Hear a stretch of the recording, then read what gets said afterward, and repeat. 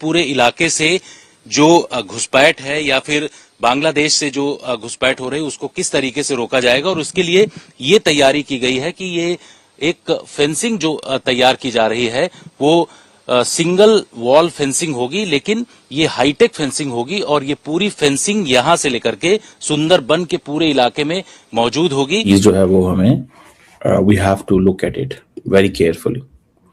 सो ये जो इंडिया की तरफ से पैगाम आ रहा है, और मेरा ख्याल है कि ये इन्होंने असेसमेंट कर ली है कि जनाब ये मुमकिन नहीं हो सकता, ये चीज मुमकिन नहीं हो सकती जब तक हम ये इनको वापस नहीं, यानी कि इनके साथ ताल्लुकात बेहतर नहीं हो सकते जब तक हम इनको वापस ना भेज दें। पॉइंट है 12 फीट की ऊंचाई, ये सामान्य ऊंचाई से कहीं ज्यादा है जिसे लांघना लगभग असंभव है। दूसरा है सिंगल लेयर अभेद डिजाइन। CPWD और BSF के इंजीनियरों ने इसे इस तरह डिजाइन किया है कि इसे काटना या नीचे से सुरंग बनाना भी नामुमकिन है। आज भारत में लगाने की कोशिश की जा रही है, वो डीप स्टेट का जो एक प्रोजेक्ट है बांग्लादेश, उसके अंदर आग लगनी शुरू हो जाएगी।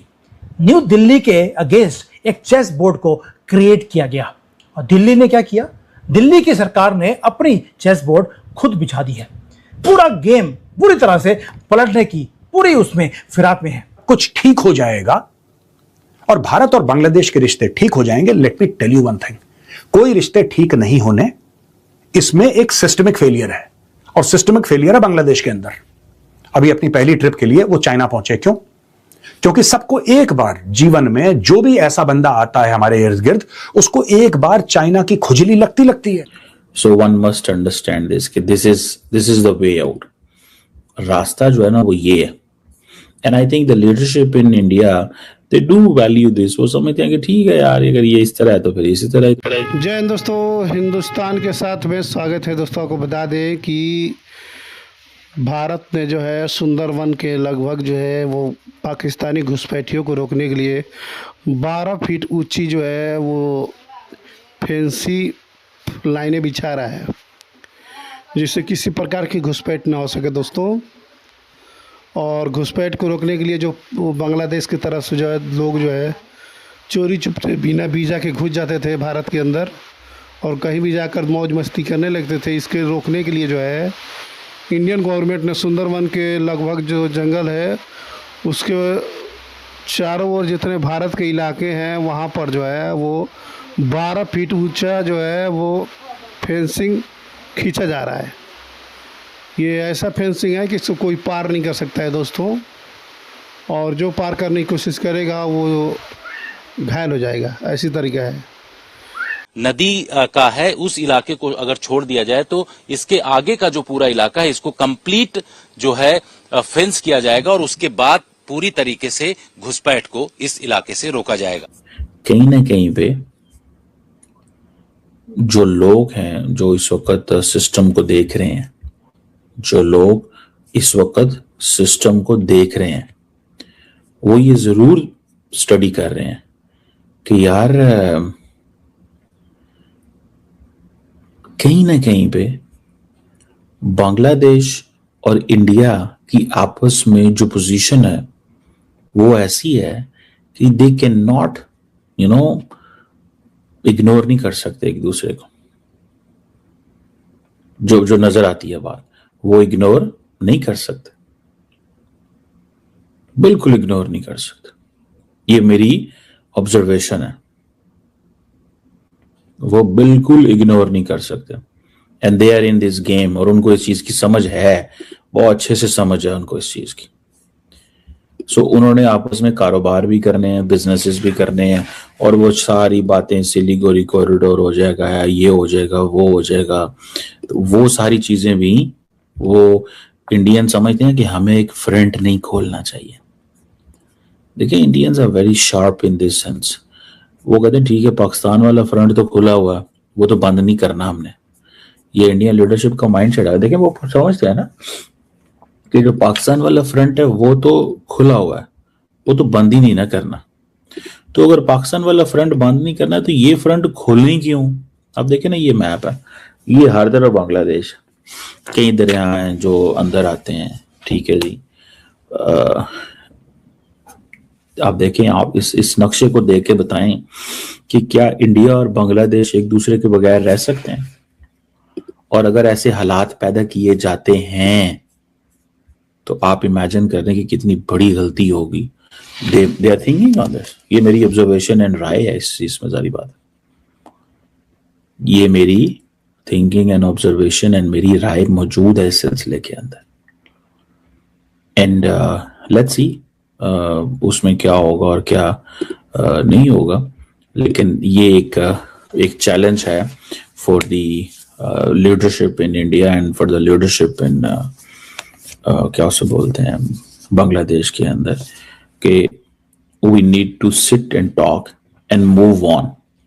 लेकिन बांग्लादेश क्या उसी तरह की एक क्लाइंट स्टेट बनना चाहती है जिस तरह वो हसीना वाजिद के दौर में थी, या बांग्लादेश अपना एक इंडिपेंडेंट रोल रखना चाहती है? ये सवाल भी इंपॉर्टेंट है। इसको भी वन मस्ट नॉट इग्नोर। इसको भी इग्नोर नहीं किया जा सकता एंड नहीं करना चाहिए। मेरा ख्याल है करना भी नहीं चाहिए और किया भी नहीं जा सकता।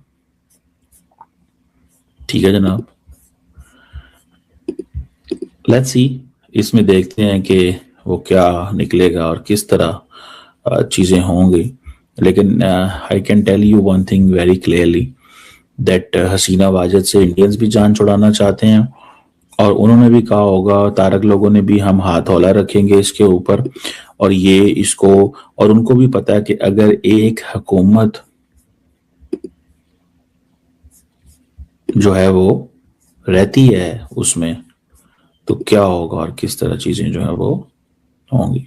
कुछ ठीक हो जाएगा और भारत और बांग्लादेश के रिश्ते ठीक हो जाएंगे। Let me tell you one thing, कोई रिश्ते ठीक नहीं होने, इसमें एक सिस्टमिक फेलियर है, और सिस्टमिक फेलियर है बांग्लादेश के अंदर। अभी अपनी पहली ट्रिप के लिए वो चाइना पहुंचे। क्यों? क्योंकि सबको एक बार जीवन में जो भी ऐसा बंदा आता है हमारे इर्द गिर्द, उसको एक बार चाइना की खुजली लगती है। चाइना की खुजली लगती है। वो श्रीलंका में लगे, वो मालदीव्स में लगे, वो नेपाल में लगे, जो भी इनके बड़े बड़े लोग हैं वहां पे, मैं देशों की बात नहीं कर रहा, मैं लीडरशिप की बात कर रहा हूं, उनको एक बार चाइना की खुजली जरूर लगती है। फिर बाद में जब वो फंसते हैं और मदद करने के लिए चाइना मुंह मोड़ लेता है और भारत बीच में आता है, तब वो कहते हैं कि नहीं यार, चलो चलो चलो बातचीत कर लेते हैं। मालदीव्स में यही काम हुआ था। तो I am not telling you anything different, जो हो चुका है मैं वही बात आपके सामने रिपीट कर रहा हूं।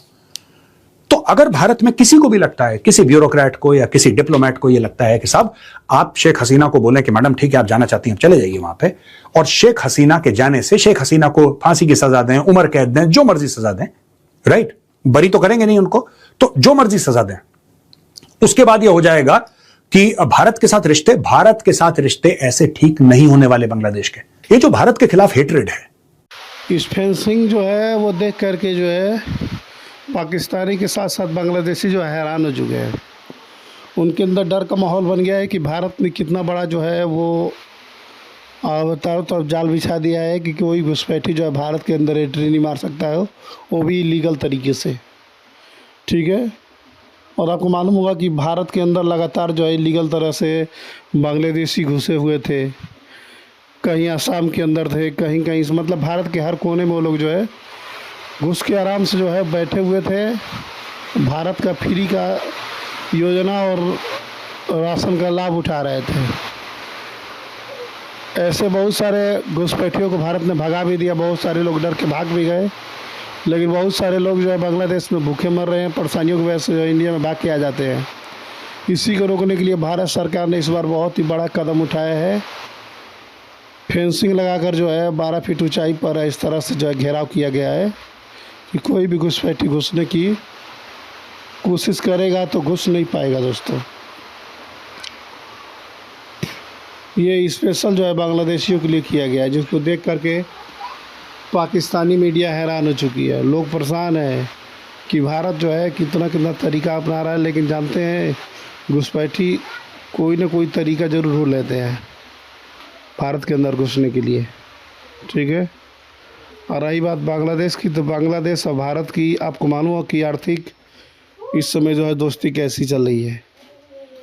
36 का आंकड़ा चल रहा है दोनों के बीच में, और ये दोनों जो है वो ट्रेड व्यापार को लेकर के जो है वो बहुत ही काफ़ी समय सीमित तक ये लोग जो है हो चुके हैं, जिसकी वजह से जो है अब बांग्लादेश की हालात बहुत ही ज़्यादा ख़राब हो चुके हैं। मोहम्मद यूनुस को जाने के बाद बांग्लादेश की नई प्रथम जो है वो सरकार बनी हुई है।